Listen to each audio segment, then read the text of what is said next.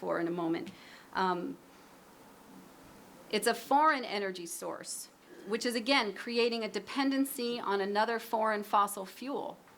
You know, it hasn't worked out so well for the world that the United States is dependent on a foreign fossil fuel source. Why would we want to imitate that model, especially when we have our own domestic sources? There is no need for LNG. There is no demonstrative need for one of these massive ports. We have domestic natural sources. Even the Federal Energy Administration shows data that expects U.S. imports to be basically almost zero. The Federal Energy Administration chart, which I have here shows this. So this is according to the Energy Information Administration. You can see that imports expected very, very low. And this is our current import capacity. Even if we decided we needed LNG, we have existing capacity to more than meet any sort of short-term need.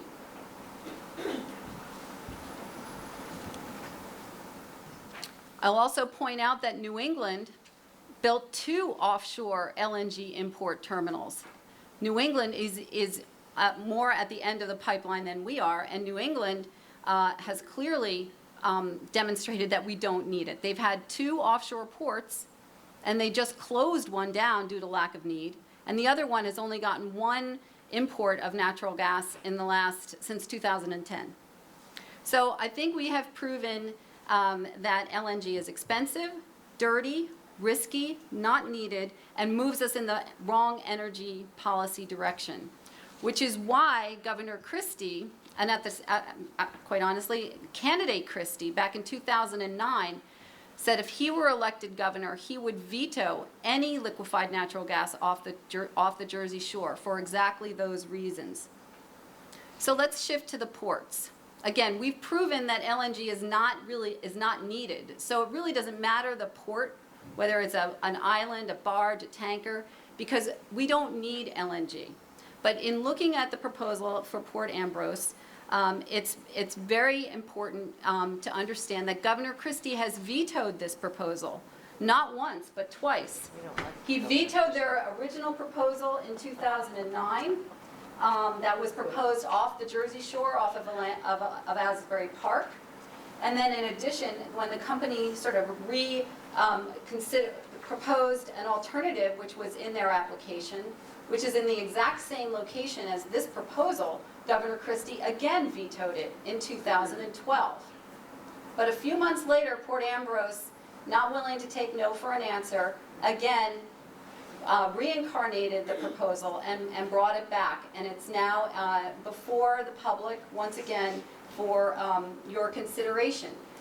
The port is not as harmful as building a gigantic island in the middle of the ocean. We'll grant that, but there will be environmental consequences. And for what purpose? To bring us a product, again, that's expensive, dirty, foreign, it moves us in the wrong direction. So it's at the gateway to the port of, again, the Port of New York and New Jersey, which is, again, very vulnerable. It's in between 2 channels, and that's an important point, I know, for many of you. It's in between 2 channels. This is where the proposed location is. And as I mentioned, it's right in the same area that New York State has been very excited and been looking at for offshore wind facility for years. And it would basically displace or hijack that very important area where we could have an alternative energy source. Port Ambrose boasts 600 jobs, although they provide no evidence as to about those jobs. They do suggest that they're going to present us with 10 permanent jobs, but putting at risk of many of the commercial and recreational fishing, because there would be a huge exclusion area that would be required around this very, dangerous facility or vulnerable facility.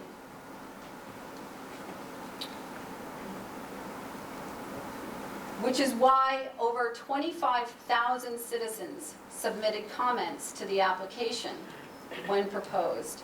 And all but 14 of them were against or raised concerns about the proposal. There are very serious concerns. And most importantly, I think we do have evidence to support the fact that this is not just for imports. This is really about exports. All the market trends, and Sean Dixon can speak to this after the presentation, all the markets, all the evidence is that the United States is going to be a huge supplier of natural gas across the pond and around the world. In fact, the U.S. Congress and the President has signed off on dedicating 40% of our daily production of natural gas overseas. It's already committed to go overseas. So, and that is not in the best interest of we the people. Moreover, the federal agencies about this specific project have raised very significant concerns. In fact, when the application was first submitted, federal agencies identified 177 deficiencies in the application itself. After the public hearing, and we, the people, were able to speak and submit additional questions and concerns about the proposal, it went up to over 277. 100 more were added.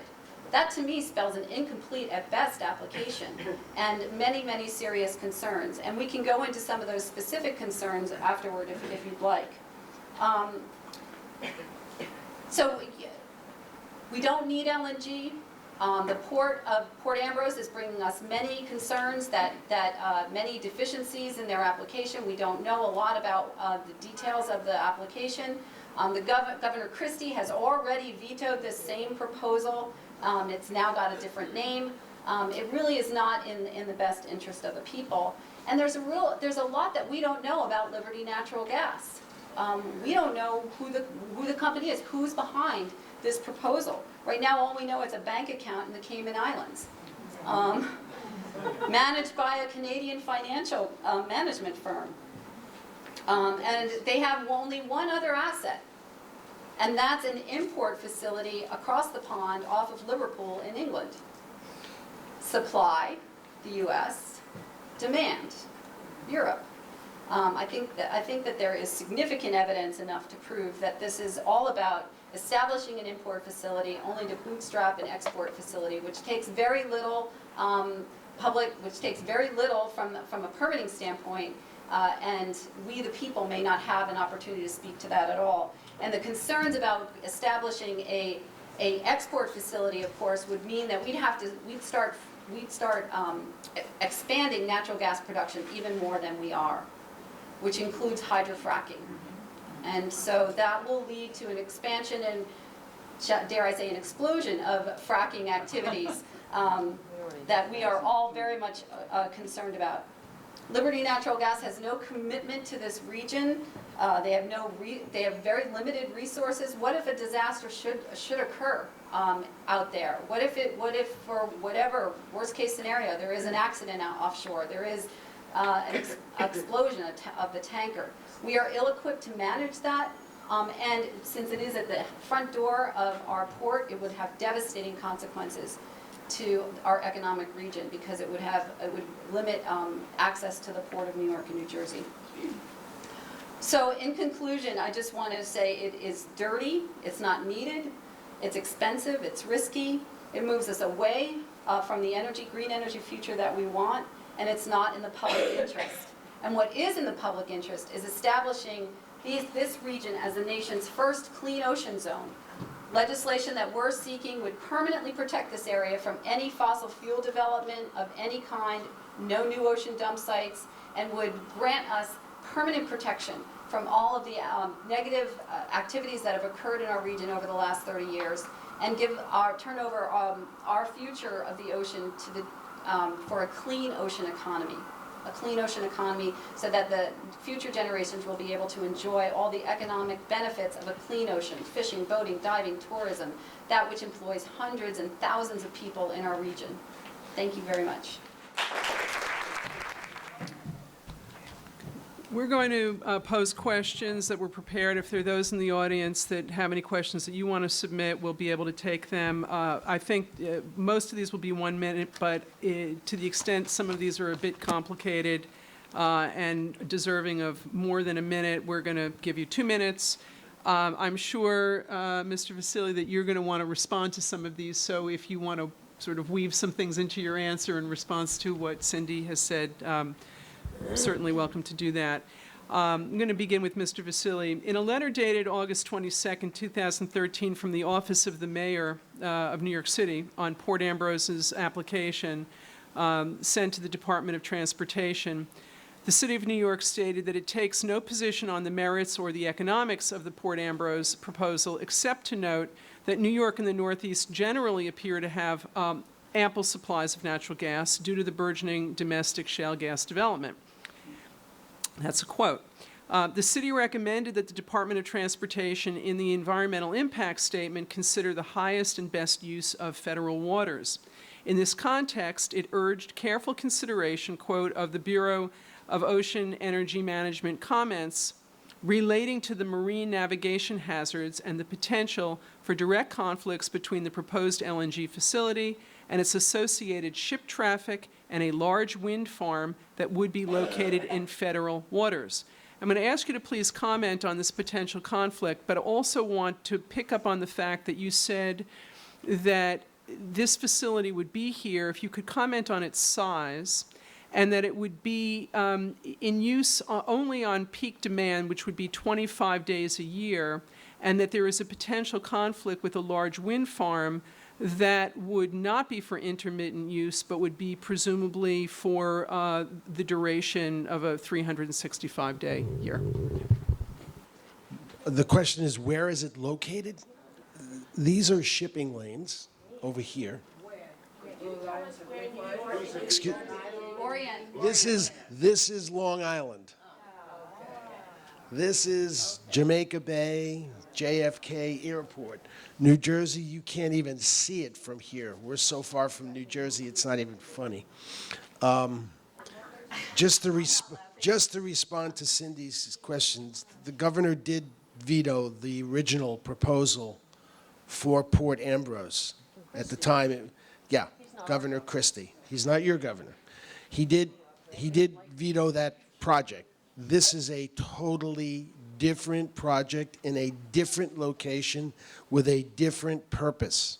The original project had a pipeline that was going in through Raritan Bay and connecting in New Jersey. This project will not even connect with land at all. Its only interconnection will be through the subsea pipeline that's already in service across the lower New York Bay that National Grid utilizes to feed Long Island primarily. Now, does everyone know where it is now? Okay. Excuse me? No, Jamaica Bay is over here. How many miles off? How many miles off? If you, in the map that I have in the presentation, if we consider this to be the entrance to New York Harbor, 30 miles. It's 18 miles off of Long Beach, Long Island. You cannot even see it on the horizon. The visible horizon is somewhere around 17 miles. You could not even see the ship on the visible horizon when it's on port during maybe those 25 days or 30 days during the peak season, summer or winter. Depending upon how quickly the ship is unloaded, it comes, it stays, and then it leaves. So it's not there permanently. You know, it's not the island. It's not the barge. It's a vessel that comes and goes as it needs supply to bring it to and from. With respect to the prices of it, it's not the most expensive supply because we understand we're going to have to compete with other supply sources that National Grid is out there looking to procure. So if we're not competitive, we can't sell it to them. And we understand that completely. But we believe that we can be competitive. I'm trying to remember your... I asked you about the wind farm. The wind farm. We have been working with the Wind Collaborative. The collaborative is the New York Power Authority, LIPA, and Con Edison, primarily. We have been working with them in trying to determine whether there be any impact and how much impact there will be. The Coast Guard in particular in the NEPA analysis, which is the environmental review will look at both environmental impact on the potential for a wind farm being in the same location, as well as the safety of us being in the same location as the wind farm. And we're just going to have to wait and see where the Coast Guard comes out on that, because they're the experts. I'm not the expert. For me to stand here and say it's going to be perfectly okay, you know, you're going to dismiss that anyway. If the Coast Guard comes back to us with certain conditions that say, well, you have to do this and you have to do this in order to coexist with the wind farm, so be it. Those are the ground rules for us. But I don't think you can completely dismiss the fact that we can't coexist in the same part of the ocean. Right now, and Cindy mentioned another port in the UK. It's just another project that we're developing off of Liverpool, or north of Liverpool. We are coexisting with a wind farm over there. So it's not that they can't happen in the same location. They certainly can. There's one thing before we turn this over. Can you mention the size?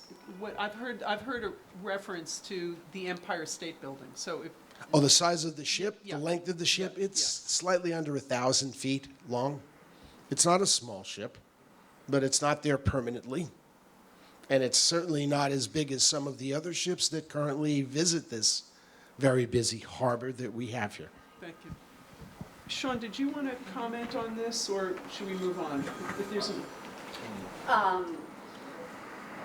Well, I think Sean could you speak to the veto that did the area? He suggested that it's a different project. Yeah, I just wanted, my name is Sean, everybody. Hello, how's it going? I just wanted to speak a little bit towards the point as to the vetoes and the timeline of the previous incarnation of Port Ambrose as Liberty Natural Gas. When it was originally vetoed in February of 2010, Liberty Natural Gas was told to go back to the drawing board by the Federal Maritime Administration.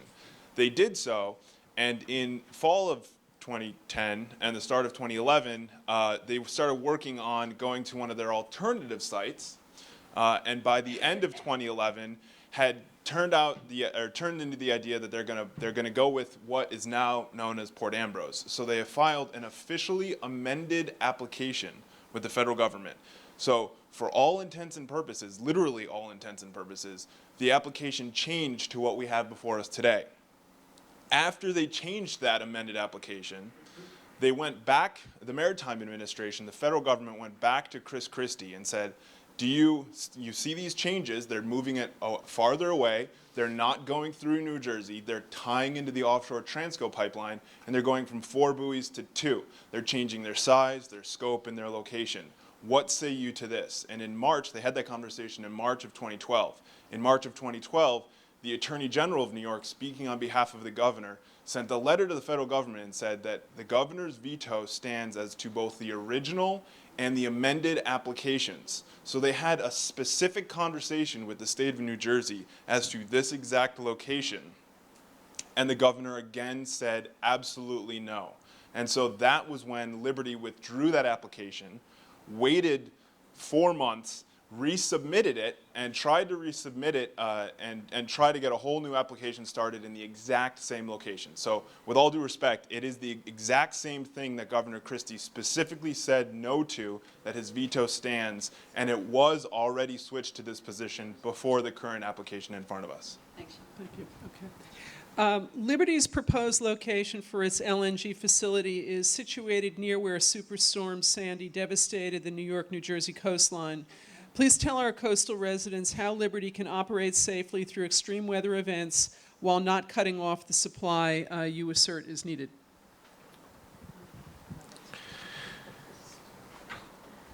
There's 2 pieces to this question. One is the safety of remaining on the buoy and continuing to deliver supplies in the event that the market still needs it.